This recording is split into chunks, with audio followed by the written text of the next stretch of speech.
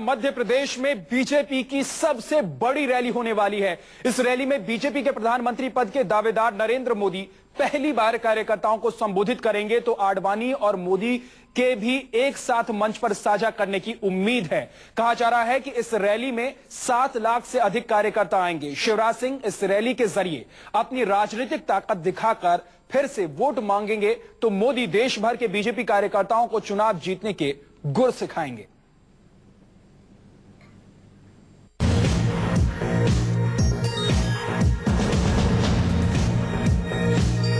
मंच तैयार है, होर्डिंग्स लग चुके हैं।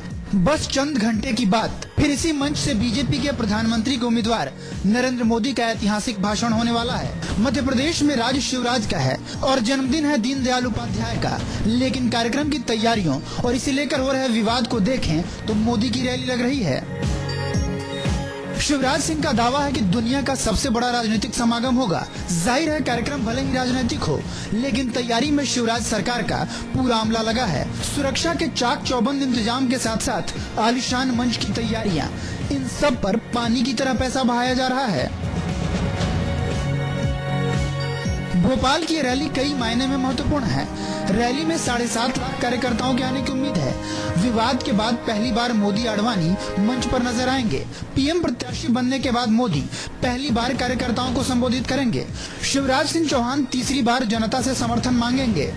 भोपाल के इसी मैदान से लगभग 5 लाख लोगों को नरेंद्र मोदी और शिवराज सिंह चौहान संबोधित करेंगे। कल बीजेपी की एक बड़ी रैली है जम्बूरी मैदान में, जिसकी तैयारियां लगभग पूरी हो चुकी हैं। हालांकि जो प्रदेश भाजपा है उसकी कोशिश ये है कि मोदी को ज्यादा महिमा मंडित करने के बजाय शिवराज को महिमा मंडित किया जाए। जिस तरह के यहाँ पोस्टर लगे हैं उनमें एक पोस्टर बेशक नरेंद्र मोदी और सुषमा स्वराज और अरुण जेटली का लगा है, लेकिन शिवराज के जो बड़े बड़े कटआउट हैं वो ज्यादा लगे हुए हैं। शिवराज सिंह ने मध्य प्रदेश में अपनी ताकत दिखाने के लिए खास तौर से मोदी को बुलाया है।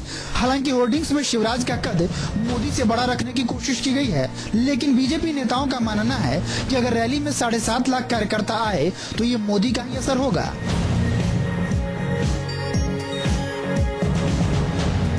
भोपाल के जम्बूरी मैदान में तैयारियां पूरी हो चुकी हैं। कार्यकर्ताओं को लाने के लिए 11 स्पेशल ट्रेन बुक की गई हैं। कहा जा रहा है कि इस रैली में 53,000 पोलिंग स्टेशन से कार्यकर्ता आएंगे। जाहिर है शिवराज सिंह ने अगले चुनाव में फिर से मैदान मारने के लिए मोदी के जादू का इस्तेमाल करने की रणनीति अपना ली है।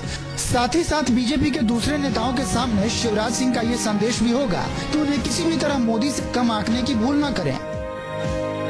बहरहाल फिर बीजेपी फिर शिवराज के नारे से भोपाल में बीजेपी की रैली न सिर्फ शिवराज सिंह के लिए अहम है, बल्कि नरेंद्र मोदी के लिए भी।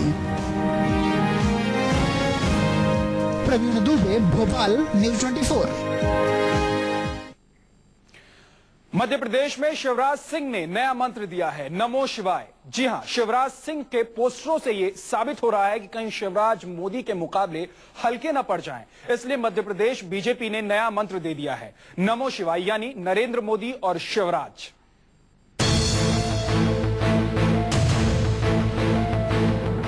बीजेपी का नया मंत्र नमो शिवाय।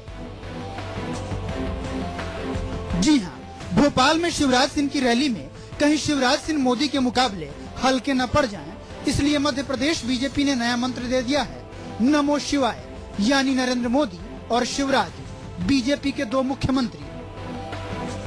भोपाल के जम्बूरी मैदान में बीजेपी की इस महारैली में शिवराज सिंह ने साफ संकेत दे दिया है कि ये रैली सिर्फ नरेंद्र मोदी के गुजरात मॉडल की तारीफ के लिए नहीं है, बल्कि शिवराज सिंह भी तारीफ के उतने ही हकदार हैं जितने की नरेंद्र मोदी। हालांकि नमो शिवाय मंत्र वाला पोस्टर बीजेपी ने आधिकारिक तौर से जारी नहीं किया है, फिर भी माना जा रहा है कि शिवराज किसी भी कीमत पर अपना कद मोदी से कम नहीं आंकते हैं। मध्य प्रदेश के विकास को गुजरात से कम नहीं समझते हैं, इसलिए विज्ञापनों के जरिए मध्य प्रदेश को बीमारू प्रदेश से बाहर निकाल दिया। बहरहाल दुनिया के सबसे बड़े राजनीतिक समागम की तैयारियों का अंदाजा इसी बात से लगाया जा सकता है कि 7,000 बसों में कार्यकर्ता जम्बूरी मैदान पहुंचेंगे।